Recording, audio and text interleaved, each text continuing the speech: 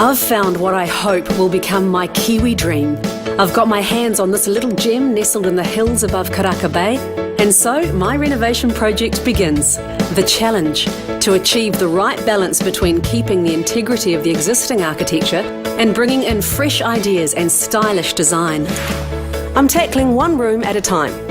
My first focus is the master bedroom and ensuite, but there's always going to be those issues that need some forward thinking. Case in point is the steel joinery on the living room doors. Dean, my architect, wants to keep them, but I'm thinking modern doors that open all the way across. I'm a bit nervous about bringing this up with Dean. And so we reach the first stumbling block in this renovation for me, Dean. Now, I know that you love the steel joinery. Oh, definitely. It's a major feature of the house and we need to maintain that integrity.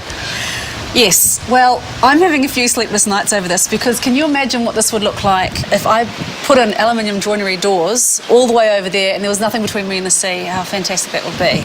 No, it's not a pavilion. We need to keep this original little slice of Hollywood and the Californian influence. My friends are in my ear about this. Stop losing sleep, stop listening to your Philistine friends and listen to your architect.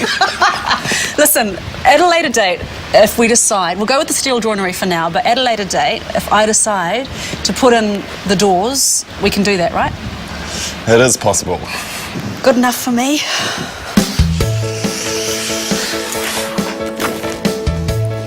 One of the ways I hope to retain some of this home's history and unique character is by saving any special fittings and knickknacks that I can reuse in the new design. So I'm on a hunt for any treasures worth saving. The colour scheme in my master bedroom will have to go.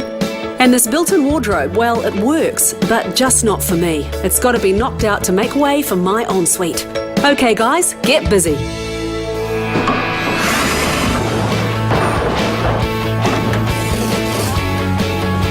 Nice view, eh?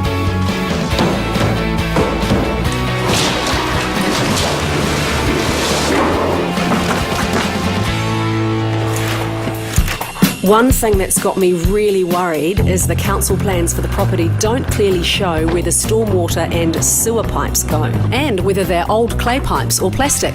So they need a thorough examination with a camera on a long line to see whether they're riddled or blocked by tree roots, a problem that happens especially with old clay pipes. Replacing all the pipes on the property would mean thousands of dollars that I haven't accounted for. Yeah, hold it there. Looks like our drain surgeons have run into a bit of a snag, but I'm still choosing to be optimistic until I get the final word. Meanwhile, up goes the scaffolding from Acro in preparation for the start of my renovation. The master bedroom and ensuite are the first things we're tackling in this massive undertaking. We've already gutted the bedroom, and the messy demolition work continues in the upstairs bathroom. This bath is cast iron, and the easiest way to take it out is with one of these.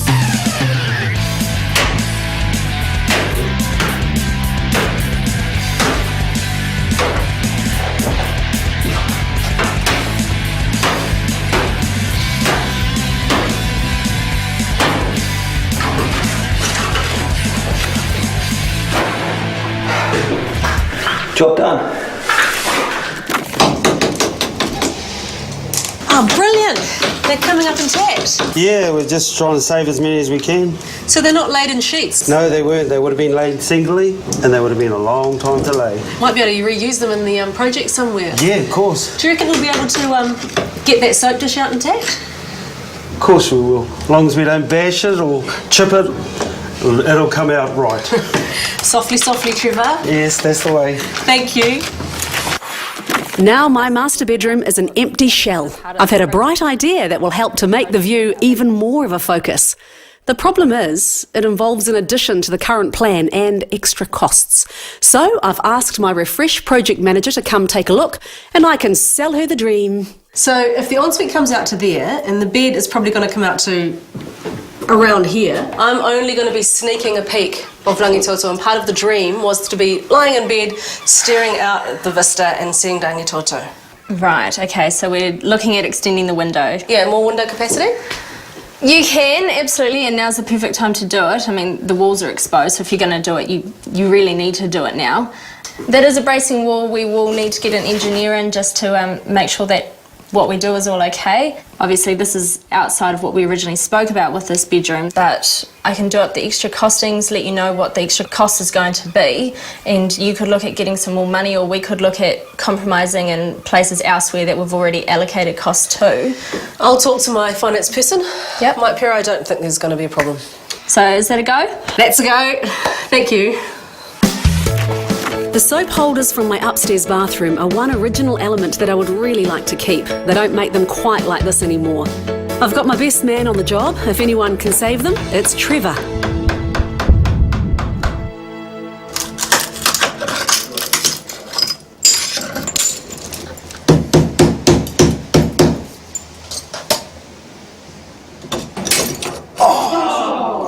Well, bad luck with my soap holder, but I am still excited about all the lovely unique tiles from the bathroom that we've been able to save, as well as all the other gems from the house that I've collected in my treasure trove here.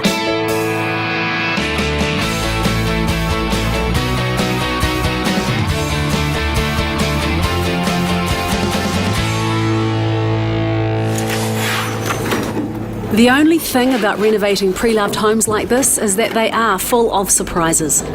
Just upstairs in this top bathroom, and we've ripped out our concrete floor. We've exposed a few problems. We've got a bit of a rotten flooring, a few rotten floor joists. The ex-owners have done a bit of a DIY job on it, but it's no good, so we're going to rip it all out. We're going to start again, replace it.